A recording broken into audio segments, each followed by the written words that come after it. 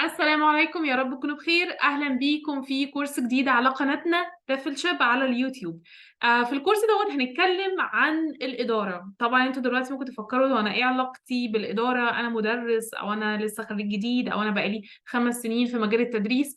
خلّيني أقول لكم إن الكورس ده هيكون مناسب أكتر لو حد لسه خريج جديد بس بيفكر ماذا بعد التدريس أو إيه اللي هيحصل بعد ما أكون مُدرِّس لمجموعة أو لبعض السنين، أو إن أنا already بقى لي سنين شغّالة في مجال التدريس والتدريب وعمّالة أفكّر طَب ماذا بعد what's next؟ أنا دلوقتي مُدرِّس سنتين، 3، 5، 10 وبعدين هافضل مُدرِّس بس والّا في حاجات تانية ممكن تيجي بعدين؟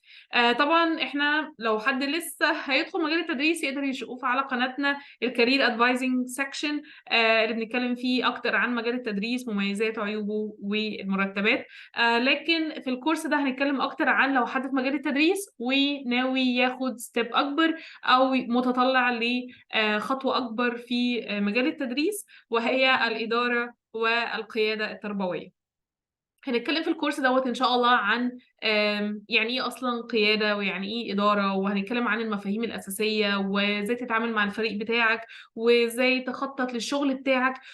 وهتلاقي برضه فرص شغل مختلفة لو أنت بتدوّر على LinkedIn مثلًا على وظايف، ممكن يقابلك وظايف بمسمى training coordinator منسق تدريبي، أو مثلًا team leader، أو ممكن تلاقي ناظر أو وكيل إدارة أو supervisor. هتلاقي كل المصطلحات دي بأشكال مختلفة في مجال التعليم والتدريب، سواء أنت بتدرس online أو offline، بتدرس في حضانة، في جامعة، في أي مؤسسة تعليمية، في مدارس.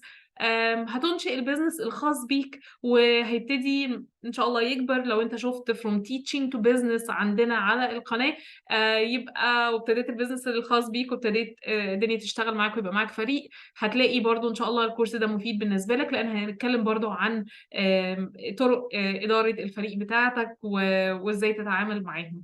فهنتكلم بشكل مبسط جدًا، كل فيديو هيكون بياخد مفهوم واحد أو جزء صغير بنتناقش فيه.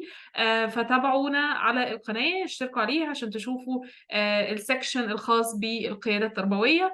وهتشوفوا إن شاء الله الكورس دوّة هينزل بالتتابع خلال الفترة اللي جاية. شكرًا ليكم، كان معاكم في الفيديو ده أبلة بسمة، ويالّا اقعدوا بالعافية.